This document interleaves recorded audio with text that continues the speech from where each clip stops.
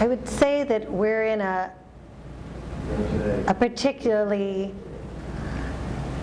complicated time in history right now. And our museum, like many museums, looks to see what it is, what our role is. We believe that our museum, at least, is a safe space, and we need to be able to bring people in who have very disparate views to conversation.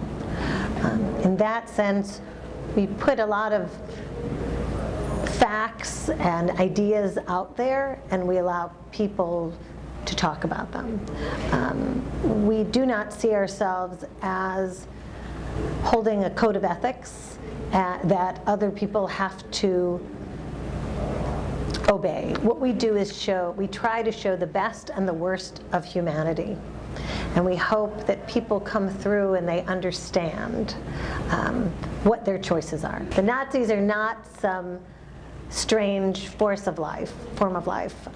They're human beings just like we are. And we all have those same opportunities to be a perpetrator, to be a bystander, to be an upstander or a rescuer. And sometimes we find ourselves that we are victims. So the people that we talk about here, they are just like us. We have a program called Law Enforcement and Society, which works with police officers, and we showcase how the police in Nazi Germany went from being protectors of the people to perpetrators themselves. Through our partnership with the ADL, there's an entire question and answering period where we talk about, again, Nazi Germany, and the officers themselves begin to extrapolate to today. They begin to talk about their own experiences. And what they all say, what it all comes down to, is how important it is to have some kind of a moral core, a moral center of belief. Because a policeman's job is so hard. They have to make 1-second decisions.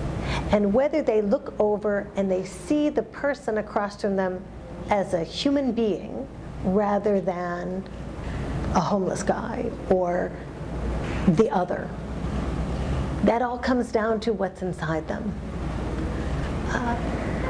And so we found these programs, this Law Enforcement and Society program has been very popular. We've trained over 1,500 law enforcement officers, the Tampa Police Department, the St. Pete Police Department, Homeland Security had a national conference here. We did sessions with the Homeland Security officers, and now we're being,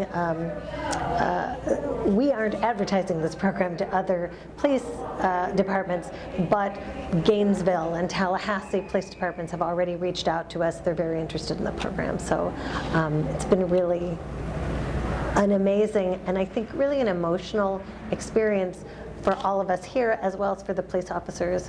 When we sit, I've sat in a few sessions and hearing the officers talk about who they feel they are, how they want to be perceived, and how they know they're perceived.